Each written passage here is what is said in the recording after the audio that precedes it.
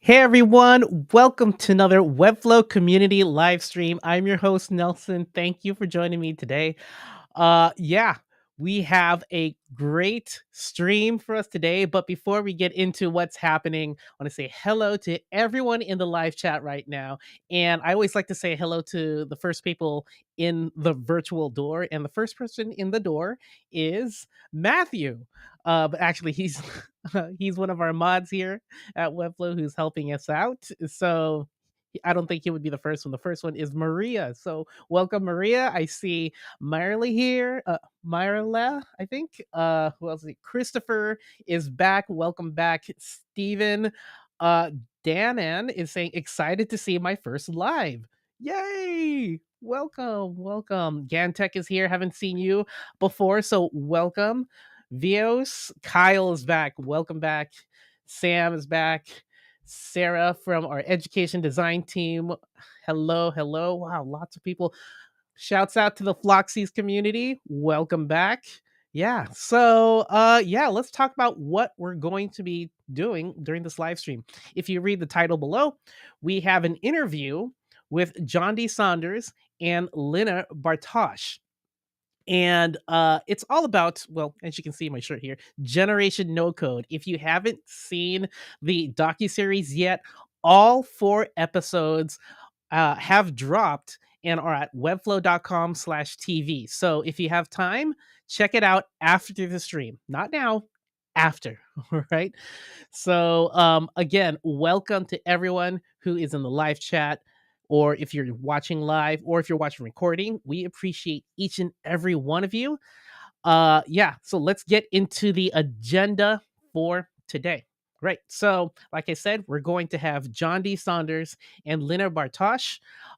We're going to learn more about them and their career and their businesses. And then we're going to get into the Generation No Code experience. What was it like filming with Matthew and Cena and his team? What was it like to see yourself in this docuseries? Must be a crazy feeling. I mean, yeah, it must be such a different feeling to be part of this project. And then lastly, we're gonna open up the floor to Q&A. If you have any questions for John or Lynna, you can start queuing them up in the live chat right now. And our mods, Matthew and Lacey, will send them over to me, and I'll ask them on your behalf. Okay, and yeah, let's get into it. Let's just bring in John and Lynna. So, John, Lynna, welcome to the stream. What is happening, Nelson? How you doing? I'm doing well. Super excited to talk to you both. I feel like I'm with two celebrities. Got to learn so much about your your businesses, see where you work and what you do for the community. It's amazing. So, if you haven't seen both of the episodes, John D. Saunders is the founder of 5-4, and his is episode 3, and you can watch Lynna Bartosh's episode. She's a partner of Hunt Gather. She is in episode 4, so check those out. Very empowering, very inspiring. I watched both, and I was like, yes, yes, I love these vibes and the way that Matthew orchestrated that to help bring your story to the screen. Amazing, amazing. But let's start off with Lynna on my first question. Where did this spark come from to get into design? Yeah, where did that start? I'm always interested in that. Yeah, I mean, it's a fun question, right? So if you ask my mom, she would say I was born a boss, really since it came out.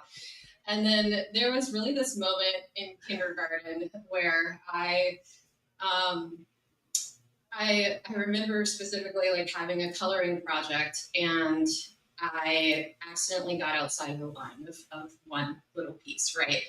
And just in my nature, Hold on. It sounds like your audio isn't coming in.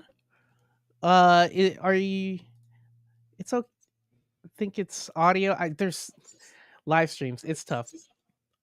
yeah, I haven't changed a thing. Can you hear me? Okay, so um, I think Stacy will work with you on that, but let me move to John and then back to you on this question. So, John, how did your career start? Where was that spark for you? Yeah, yeah. It all started. I guess I'd say as a kid, I was always as a creative. I loved anime, comic books, and I love to use that creativity to draw, write short stories, and really leverage those skills to kind of get these ideas and thoughts I had in my head out there into the world. And so, as I got older, I wanted to figure out a career that would help me, that would be conducive to that. And so, I read a book called Ogilvy on Advertising by David Ogilvy, who's an ad man from like the Okay. 50s and 60s, worked on Volkswagen and Marlboro and all of these like iconic brands. And so for me, it really took everything home because I wanted to be a copywriter at first and get those creative ideas out to the world. Right. But what happened was I found out about design, graphic design, and really leveraged that to get into the space. So I ended up doing a couple internships. I learned that I loved the design and branding side, especially web design and getting those ideas out on paper. And the rest is history. Huh. Yeah. I guess I guess anime, like what was that? I feel like anime, everyone's getting into anime now. And I guess it's becoming the creative spark for so many in this new generation. So like sorry, getting sidetracked from the technical difficulties. And I'm being honest right now, like sorry, John. Sorry. No, But no it worries. always it, Okay, let's just start there. okay. I Is it working? Is it working? I Yeah, think so. great. It's Okay. okay. Producer saying yes, Stacy saying yes. Okay. Sorry about that. Distracted. Live streams are tough. Live streams are tough. And so shouts out to anyone who's doing live streams. It is it is not just okay, here I'm gonna press a button. No, there's so much that goes into it. But thank you to the team who's helping out behind the scenes, and thank you, Lynna, for your patience as we fix this. But John, it sounded like you've always been a creative nerd since the beginning. And in your episode, we saw your office and you have a lot of toys. I mean, even the poster in your background, it's an exploded PS1, PlayStation 1. Oh, good catch. Good catch. Yeah, yeah. So really cool to see you come into and bring that creative energy into the no code space. But let's go Oh, back thank you. to Lynna. So Yeah. before we cut you off, you were saying that uh your mother said you were born a boss. Yeah, yeah. Anybody can ask her. I swear it'll be written on my gravestone. But a specific moment, really, in kindergarten, it's always stuck with me. I accidentally colored outside of the lines on a coloring sheet or whatever, and it's just my nature. I like went in and matched the accident all the way around the entire project. I mean, I just have always known this is what I was going to do. I mean, it's not an accident. Like it was intentional. You're like lines can't hold me in. No, I'm gonna do my own thing. Yeah, you know, definitely. So yeah, it seems like you were always a boss, and like it started then. Awesome. So after watching both of your episodes, it felt like you both had somewhat of a similar career path, going through traditional agencies. And I'll start with you, John, on this question. What was the moment that made you go, you know what? No, I'm gonna jump and I'm gonna do this on my own.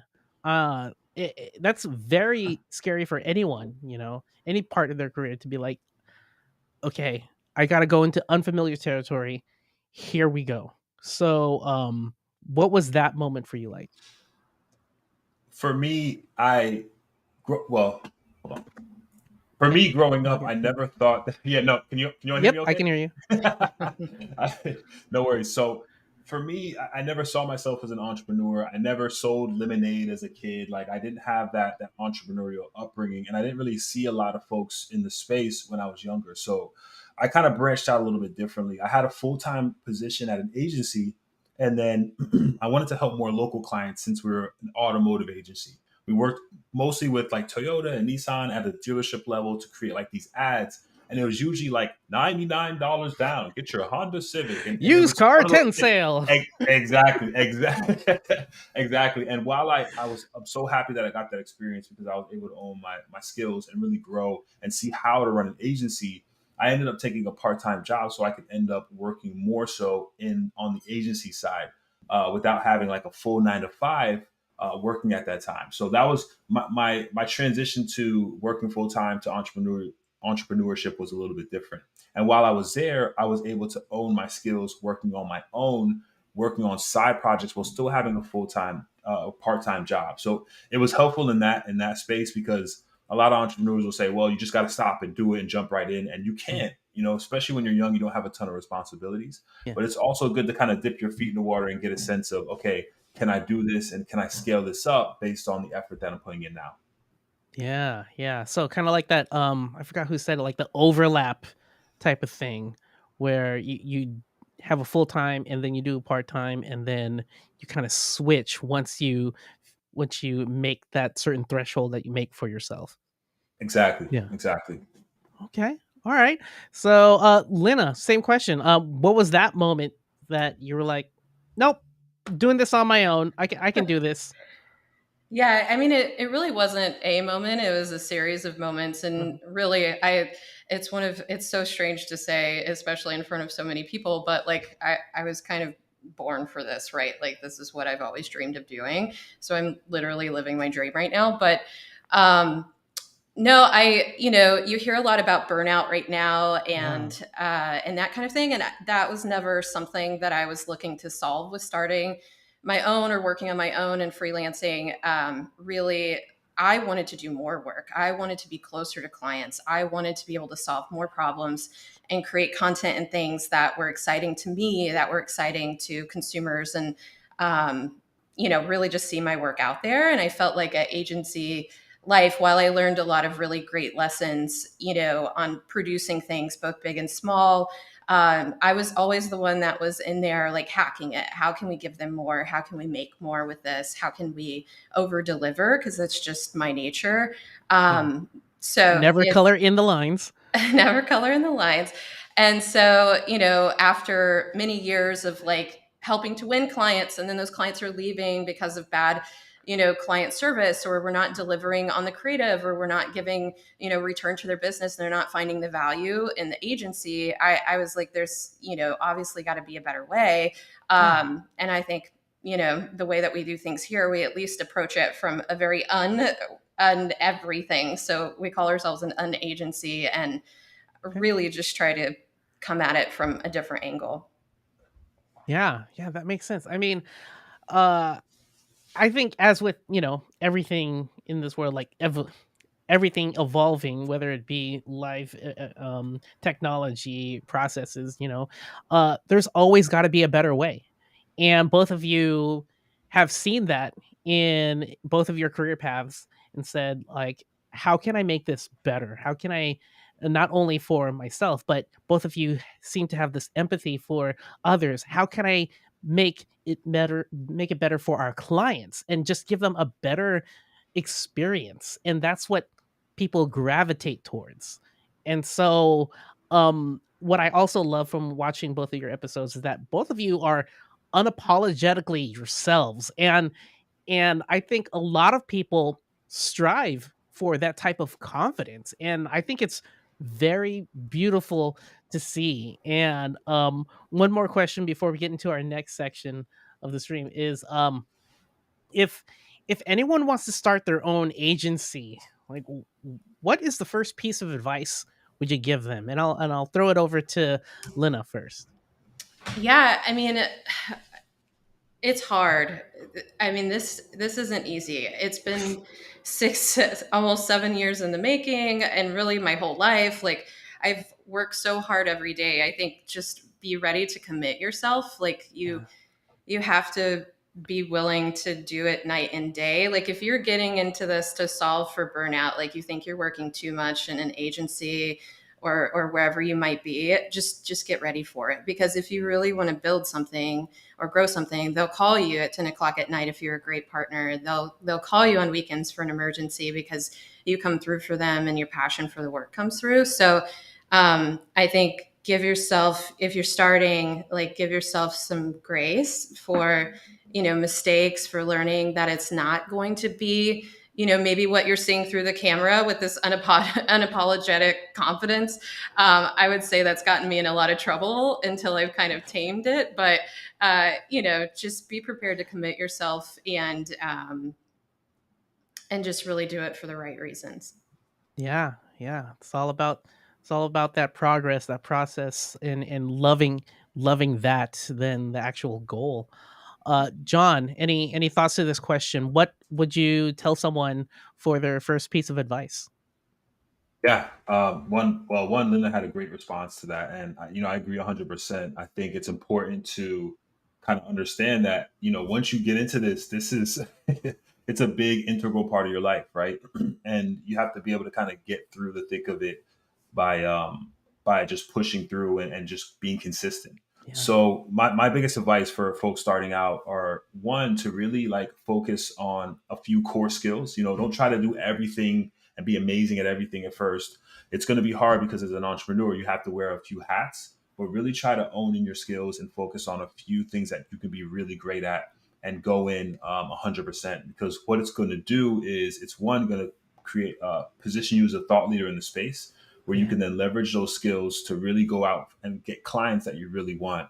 And the second piece is to just be transparent and document the process. Like show people, hey, this is what we're working on, or these are the collaborations we have ideas about, or this is the progress of a wireframe or a design or a project that we're working on And that's internally. what you do Because on your YouTube channel all the time.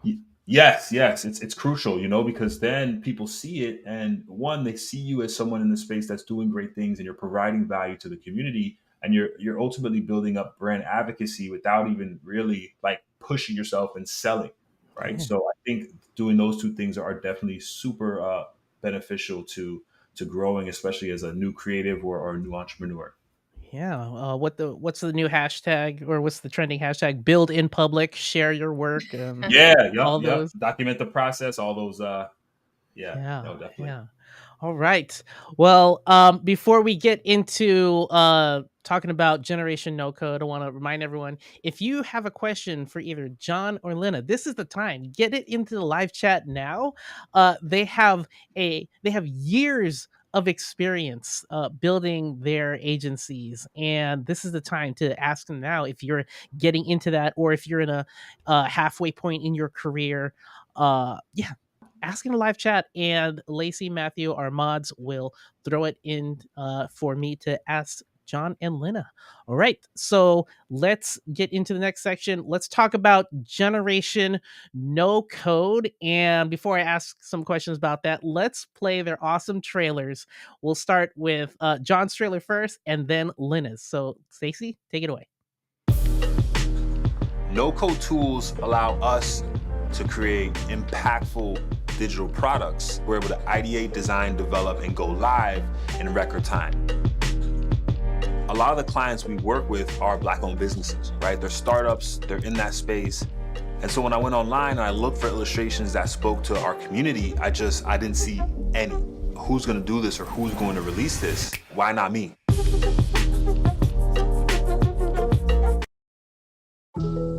No code and low code tools allow us to do real-time marketing and tell the stories that matter to people right now.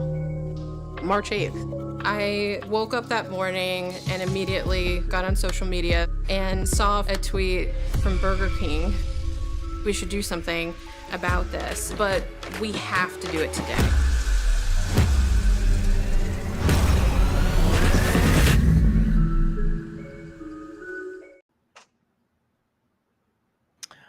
Those two trailers. I mean, again, if you haven't watched the episodes yet, very empowering, inspiring, and I always like the type of music that Matthew adds to the trailers. I'm like, oh my god, where can I download these? Where can I listen? It's so good. But Yes. yeah, we'll start with John with this one. What was it like to film for the docuseries? Like, was there anything that still stays with you till this day, like that happened behind the scenes? it was wild, to have like a production team there, and me being a huge fan of Matthew and Cena, being able to look at his work on YouTube and the content that he's created and be able to learn from that, and then have him like in my home office with a full crew was just unreal. I've always been kind of an introvert, kind of to myself, Yeah. so to be able to let people in and tell my story and our team and just it was just a great experience. It was definitely something that I'll definitely look forward to for a long time. Yeah, yeah. I mean, like having a whole crew with like lights, cameras, and I guess it must feel like weird to like to just sit there and talk Yeah. about your story. And Yeah, you're like, it's uh, crazy, man. like I don't know how to feel right now, and I feel like everyone's watching me. Uh, but yeah. So I'll throw it over to you, Lynna. What was your experience like filming with Matthew and his team? Yeah, I mean, the same. It was pretty surreal. I mean, honestly, Hunt Gather saw huge growth over the pandemic. We worked remotely, so this was like a homecoming for my Mhm. entire team and my very much new team too. So having everyone in the office, we flew in all of our remote folks from St. Louis, from Seattle, and it was just so great to have everyone here and then sharing our story. It was, um, I promised I wouldn't get emotional about it, but I mean, it was, this story to even think it's worth telling, like we've worked so hard and put in so much time and energy and our souls and into this thing and thinking that others could be inspired by it is just huge. Yes. Again, thank you for sharing your story with everyone in the no code community, and those tears of joy. Uh, Yeah. is is is that reward. I always think of things as like there's monetary payment, and but there's like a soul's paycheck, and that's something you can't put a price on.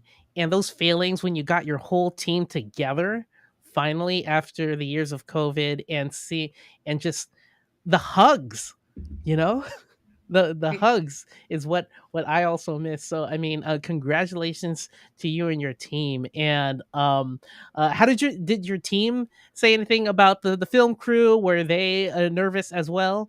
Like, what Oh, was their experience? yeah, I mean, we were all nervous. Everybody was game planning, like, what are we wearing? And it was just, yeah, what are we doing? We had a party the day after, like a big inspirational kind of gathering too. And I just remember it was like, are we going out for more to celebrate? And everybody was like, no, we need naps because it's it's been an incredible week. Um, yeah, Wow. it was pretty amazing. Awesome, awesome. So, how did it make you feel when you were watching your episode? I'll go with John on this one. Like, when you first saw your episode, what was that moment like? Well, somehow y'all got rid of the reflection on the top of my head, which is pretty amazing. So the baldy is always reflective. So thank you all for that. But no, it was crazy because I was actually on my way to my mom's house and I got the trailer. I mean, I got the full video, and I said, "Mom, you want to sit down and watch the video?" And to see her, so ecstatic and just so happy, and so proud was an awesome moment. So and then an hour after that, I showed it to my wife and my son. He's like, "Daddy, that's you." I'm like, "Yeah, man, that's Daddy right there." So it really felt amazing to showcase that and being able to have our team featured and just show how all of these moving parts have come together. I think the storytelling aspect was amazing. I didn't know that that's the route it would take, and to be able to create a platform like Black Illustrations and see people just excited about it and providing testimonials and all that encapsulated in the video was really dope to see. Oh, I bet your mom got teary eyed. She was like, "My boy made Oh it, yeah. my boy." It's Definitely, definitely. And we have this other side to us, right? Like this is our work and things, but we do have families and kids and so sharing it with your son, I shared mine with my kids and they watched and they thought it was That's so cool to awesome. be on TV. So Right? I Oh, that's totally get awesome. that. Yeah. Oh, I love Awesome. that. I love that. Yes, yes. And Lena, what was your experience like watching your episode for the first time? I mean, I didn't want to watch it, right? I knew it was going to be amazing because Matthew was just so great and the whole crew here was incredible. And I saw all the previous 3 episodes. I knew it would be epic. But yeah, I mean, I did watch it. We had a watch party here. So that was a lot of fun. And then everybody was watching it remotely, right? And then we all kind of talked together. And I was really glad to I was nervous because I always want to make everyone proud here, even the people that are no longer, with us at Hunt Gather. And I'm a big karma believer and trying to do as little harm as possible and build people up. And Yeah. I just it was really great for the team to celebrate. I'm glad your whole team got to celebrate. It's a big win for you both because you both have inspiring stories. And again, if you haven't watched it yet, oh please, everyone in live chat after this stream, webflow.com/TV. And I think we got a couple of questions, so let's get into the Q&A part. And again, if you have any questions, drop them in the live chat right now, and our mods Matthew and Lacey will send them over to me and I will ask them on your behalf. So we'll start with Tom's question. It's specifically for Lynna. Were you scared of taking on the Burger King March 8th rebrand? I'm not familiar with that rebrand, but Yeah, yeah. it was the rebrand. It was the perfect storm, right? So Hmm. Burger King rebranded and launched that as a big here we are new brand a few weeks prior to the tweet. Uh, Oh. yeah, so then that's kind of what we hacked was this new rebrand and put the her twist on it. So was I That's really cool. scared? Um, no. I think at one moment I said we should check in with like an account services type person, right? Like uh, she was actually on vacation whenever all of that was happening. So I called her and said, I know you're out and I know you're kind of seeing things happen in a Slack channel. Just want to get your take before we go live. And she was like, well, you'll ruin your opportunity to work with Burger King. And I was like, well, I don't really see them knocking on our door right now. So we kind of just need to do what we think is right. And the team is like really passionate about this and excited. And so let's go live. So there was a brief moment, but not really. Yeah, brief moment. We're like, should I color outside the line? Yeah, let's do it. Yeah. Yeah. Awesome. That's great. All right. Next question from Tirza is asking, we'll go with John with this one. How can we show up as our true self in spaces we are unfamiliar with or uncomfortable with? Any experiences with that? Yeah, I think that you just authentically need to be yourself. Yeah. However, whatever quirks or things that you have, who you are is going to resonate with someone. And I don't think you need to tone yourself down to a specific niche or anything like that and be something outside of yourself. Like me, I mean, y'all can see I've got like literally Boba Fett back there. I've got like my guitar. Like this is stuff that I do. This is me Mm. unapologetically. And growing up as a nerd back before it was like cool because now it's cool to be a nerd. You know what I mean? Yes. It you kind of develop a thick skin. So for me, it's like, hey, this is who I am. If you rock with it, let's vibe. If not, then we'll fist bump it and part ways. But I Yeah. think folks just have to really embrace that fear. And one of the biggest things that helped me was just creating content on YouTube. Talking to a camera or talking to like a static device makes it a lot easier for folks to kind of open up and be honest and be authentic selves. So if someone's out there thinking, well, I'm a little introverted, I don't know if I can be myself in this space, just create content around what you know. Have like little pieces of yourself in there so that it can resonate with folks. And I think you'll be just fine. Of course you'll get haters, like Yeah. it happens Yeah. as you grow and develop, but it is what it is. I feel like I've heard this from an old friend. If you don't have haters, you're not innovating enough.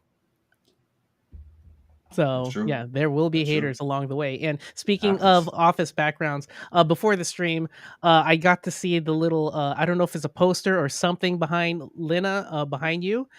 Yeah, it says "Give a damn," and that's and it's totally you. It's totally you. So I love Love it. I love how you Yeah. have that. But do you want to answer that same question?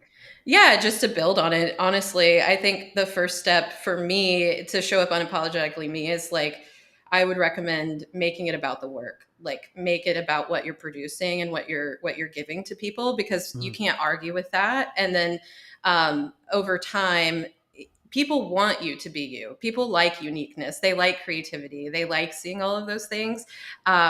So if you really just focus on what your output is and keep it there for a little while, yeah. like the other parts pieces will creep in. And I'm not saying hide who you are, but if you really focus on what you're giving, then that script will flip a little bit.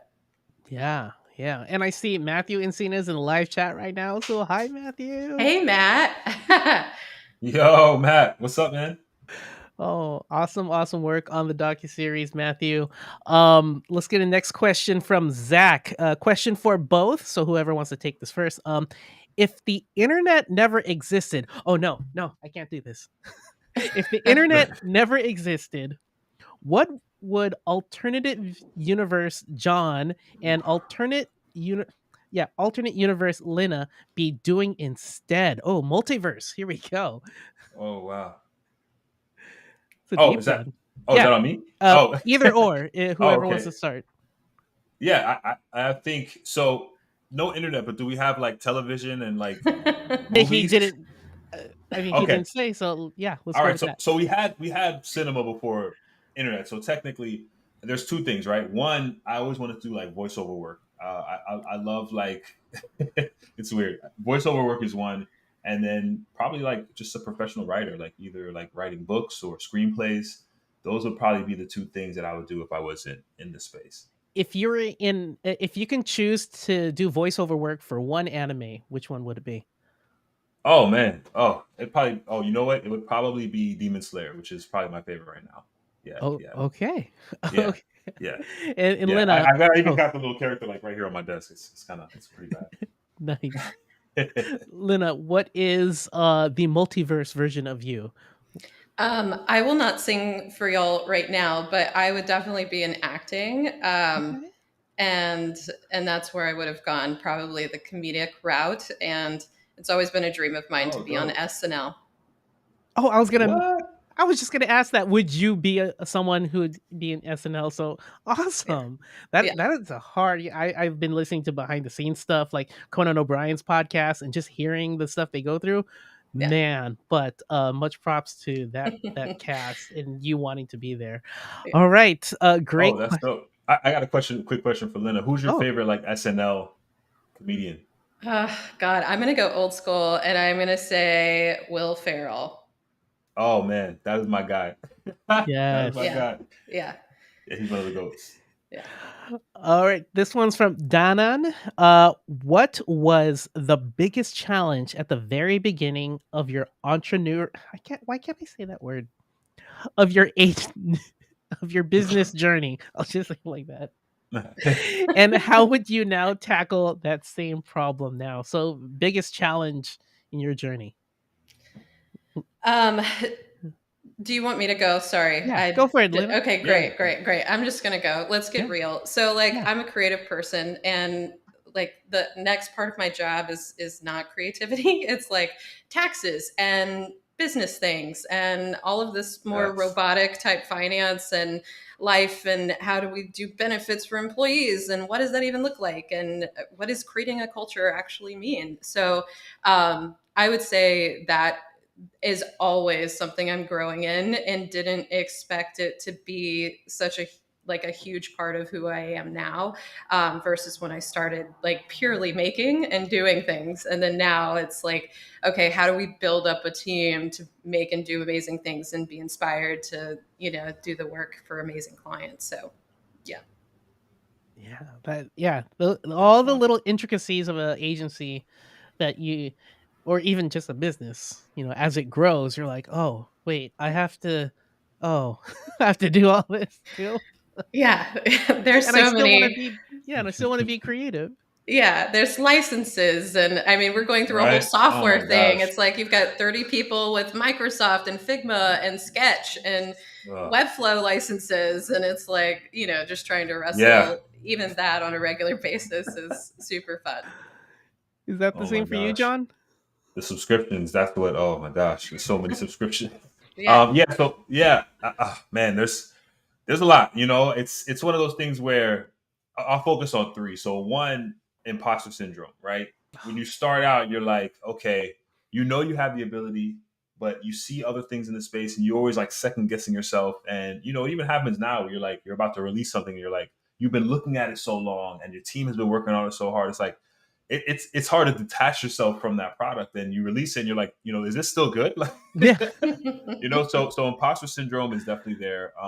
The best way to negate that is just to create content, get it out, and always get feedback and update accordingly. Two is developing and creating a quality team, especially working remotely. Just finding great people that are passionate, that are hungry, that want to learn. Is probably the second part, and third is just running a remote team and keeping that company culture. Right, we've been remote since our inception 8 years ago. So we do have weekly calls with full team members, and we have one-on-ones every other week with team members, and we try to really keep it consistent in that way. But I think working remote, you can sometimes kind of fall into a silo, and you're working by yourself, and you have a team, and you have Slack and all these different tools, but you sometimes feel alone, as a founder and the entrepreneur kind of running the show. So I think it's kind of balancing that dynamic of having a remote team and being able to not live in that silo by yourself, but being able to contribute and work as a team. Are you planning any watch parties like Lynna's team, like to gather Yes, together and yeah, definitely, definitely. So we did a watch party on Slack, and we have a 5-4 social every month where we all just sit back, relax, and kind of talk about life and things. So we showcased it there. So yeah, we definitely connected in that way, and it was great to see them featured in the video as well. Nice. All right. Next question from the Floxies community. And if you're not familiar with Floxies, they are the Women of No Code community. So if you haven't checked that out, check it out. Someone from that community is asking, having achieved so much already, what is the biggest goal you're both working towards? And I think that's taxes, right? Coming up soon. Yeah, Don't next week. remind me, man. Oh I my have gosh. to. Yep. I We have already to know we got remind the you. extension, man, for until the 15th. So, oh Yeah. gosh, that's a whole different subject. Lino, you want to go first on this one?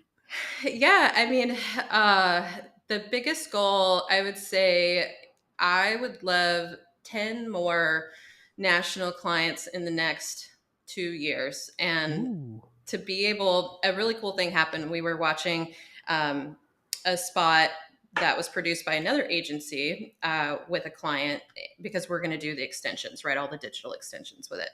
And somebody on my team said, "Oh, was that so and so agency? Like, they're really good." So I would also love to know that Hunt Gather is being mentioned in that kind of way for the kind of work that we put out. I mean, we've I've got a trophy wall over here of awards that we've been recognized for. We really try to make it around the growth that we give clients and Yeah. the results. So continuing to do that, but I'd love to see 10 new amazing clients. We are about 25 people right now. I would like to see us in 60 in the next 2 years. Whoa, very big goals, very big Wow, that's goals. awesome. And it seems like more subscriptions on the way. I'm Yeah. sorry. Yeah. Oh man, We're that's going to put great. you in charge of organizing it, though, Nelson. Okay, sounds good. Sure. All right, John. So, so we primarily work with a lot of startups. So, our one of our biggest and lofty goals is to help 10,000 startups develop their MVP, go live, and be able to have a product that's tangible in both with client acquisition as well. So, um, it's I know it's a lofty goal, but it's something that we're working towards each day with our team, and we really just want to be able to service folks that have ideas, that want to make it tangible, want to make it approachable, and leverage just competitive analysis and what's going on in the space to create digital products that people love. And so, to piggyback on that, it's something that we've done internally as a team with our projects like Black Illustrations. And we Mm. want to be able to do that same thing to other startups who have the vision for the business and want to grow it. They just don't know how they can position it in a way online that's attractive to their ideal consumer. Yeah. Wow, these are huge goals, but like dream big. Dream big. Why not? All right. Next question is from Matthew. Question for both. What are you most grateful for in your life today? Hmm. Ooh, I'll oh my I'll Yeah. go gosh. first. Go I'll go for it. first. Definitely my children. So, when I have two. I have a 7-year-old boy and a 3-year-old girl. And whenever I had Walter, it changed everything for me. I was already efficient and quick and I think really good at my job.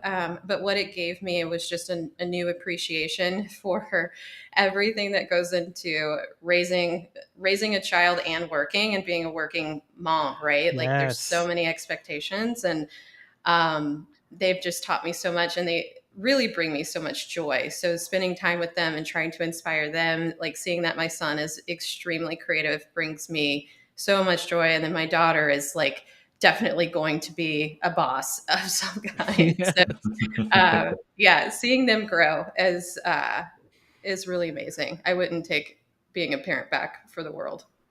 So you give your daughter a coloring book, and it's kind of like the Matrix, where it's like, see the lines, and then she's like, "There is no lines." Yeah. Oh man, wow, wow. I John, oh, go ahead.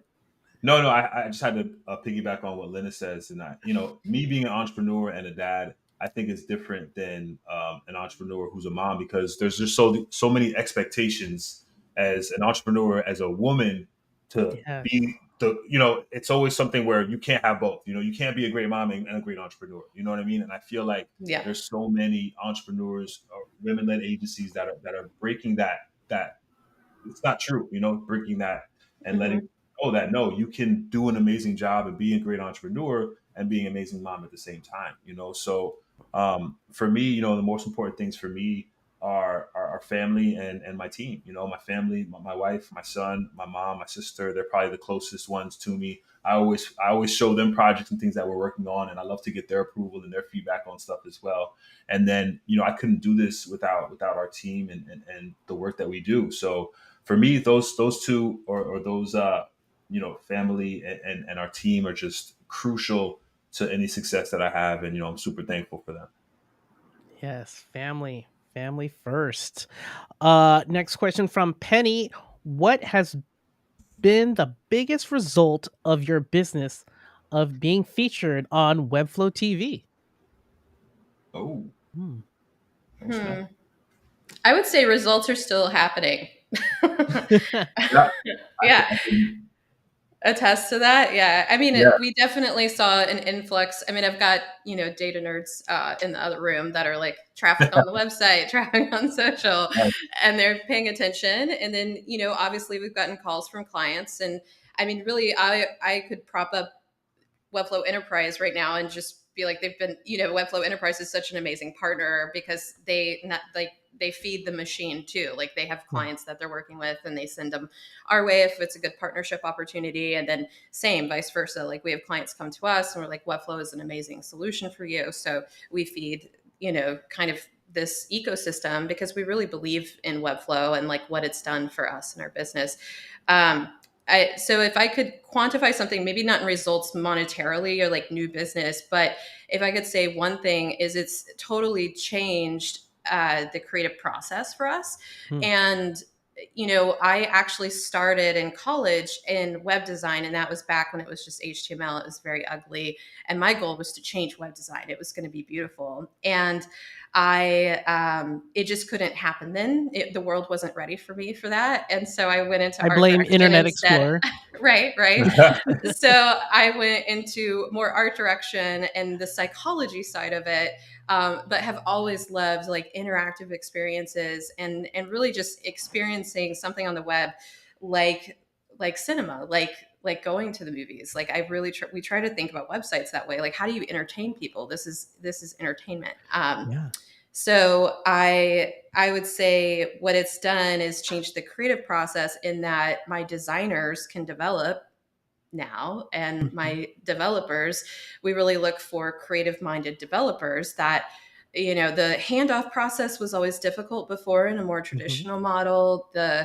The building on one another, like there often wasn't time with hand coding and like all this Yeah. bespoke thing. Like there wasn't time to bring those moments of joy and interaction to for the user on the website, and it required a lot of planning and a lot of like over producing it, right? And Mhm. so with Webflow, like the animations are easy, and we're kind of giving people the parts that they really love. So our more traditional developers are doing the custom kind of plugin situations, the harder API integrations, and like solving really hard problems. And Yeah. that's their jam every day. They love getting up for that.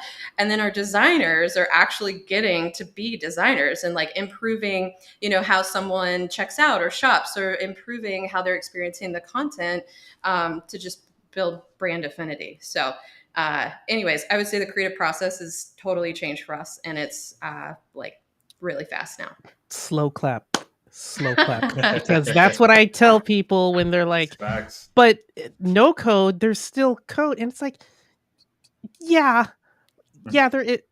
But thank you so much for summarizing it. So slow clap. Thank you, Lynna. No, You're But so true welcome. facts. Yeah. John, anything to add to that for Yeah, for no, your business?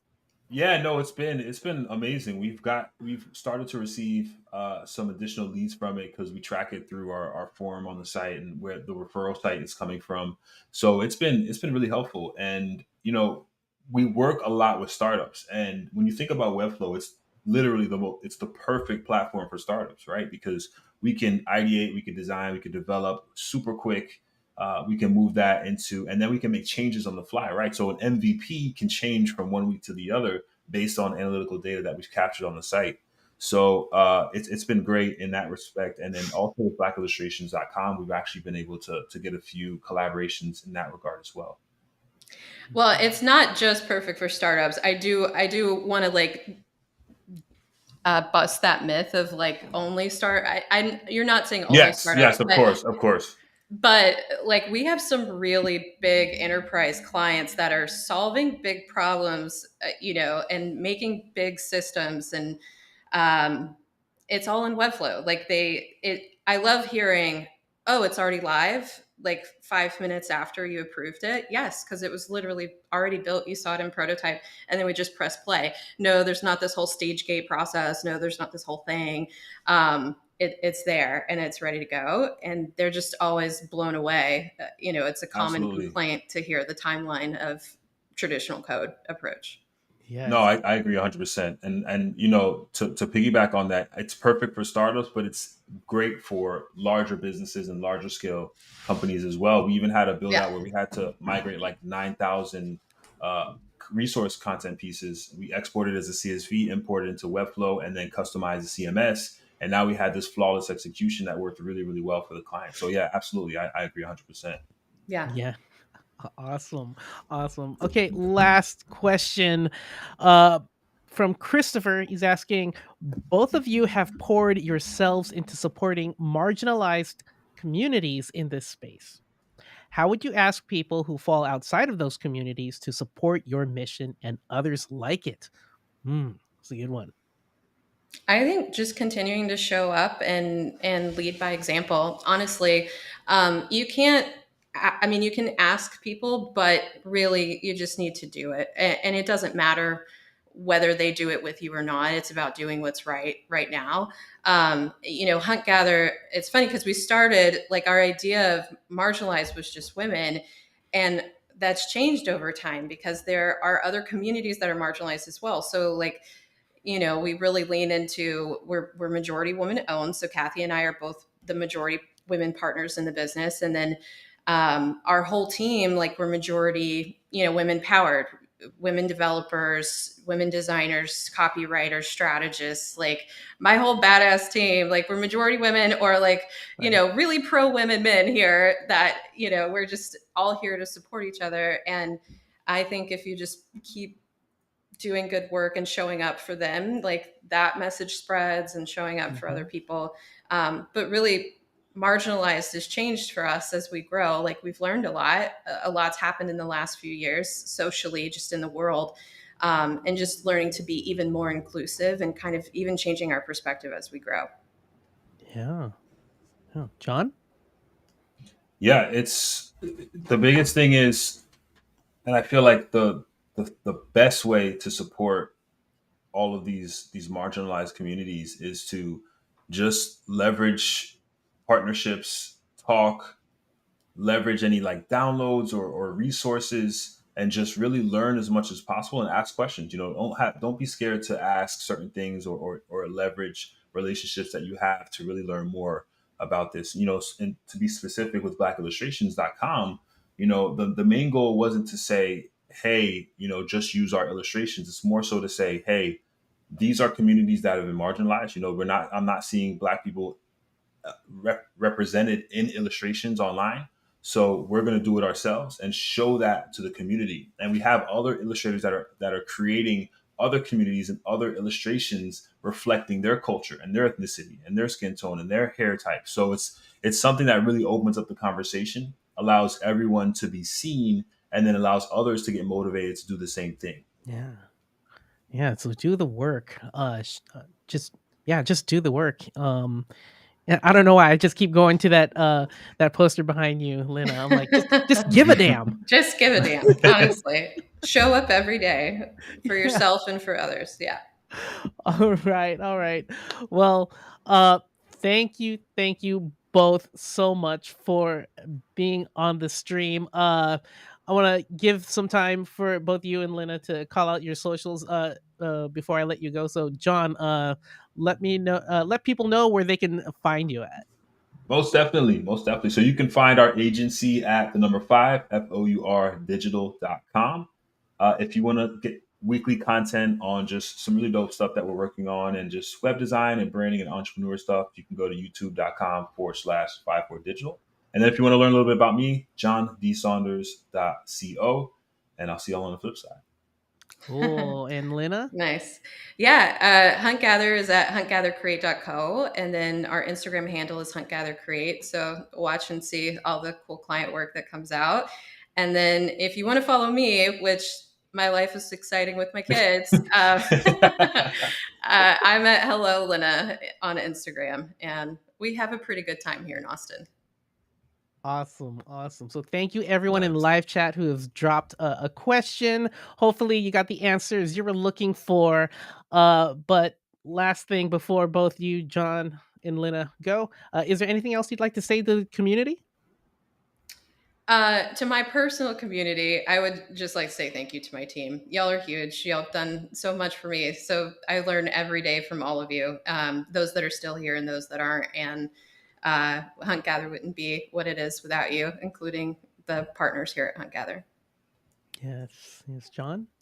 Yeah, I just want to say thanks to everyone that came through and asked questions and was engaged. And I hope that we provided a ton of value and some actionable stuff that you can take with you. And yeah, I got to shout out the fam and their team. This is a great experience, and I hope we did you all justice. Yeah. Hopefully we didn't suck. I Oh know. no, I had a great time talking to you both, and I think, and it looks like the chat too. And again, big props to Matthew for directing the Generation No Code docuseries, who's in the live chat right now.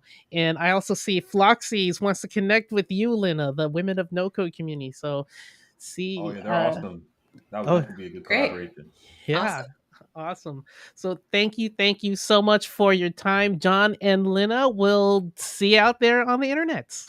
Bye, Thank you y'all. all. Thank you, everybody. Peace. All right. Before we go, just a couple of more announcements. See this shirt? See this shirt? Available now.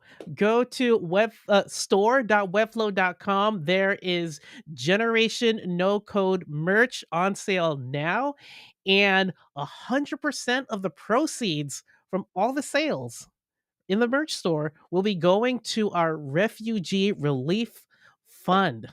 And so yeah, you can get this. There's like let's see here, I'm looking at the screen.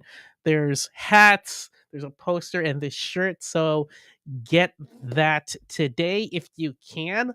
Also, last thing about Generation No Code, there's a bonus episode coming out next week. So next Wednesday, as the kids say, the drop will happen on. Okay, I'm too old. All right. The bonus content will feature Tim, Melissa, and John, that who you've just seen. Next stream next Wednesday. Build with me, number 4. We'll be talking about Flexbox versus Grid. So be on the stream for that. Thank you all so much. If you're in the live chat and you're talking, or if you're watching, or if you're watching a recording, we thank each and every one of you. We appreciate each and every one of you. Thank you all so much. I'll see you next week. And as always, make the web beautiful together. See ya.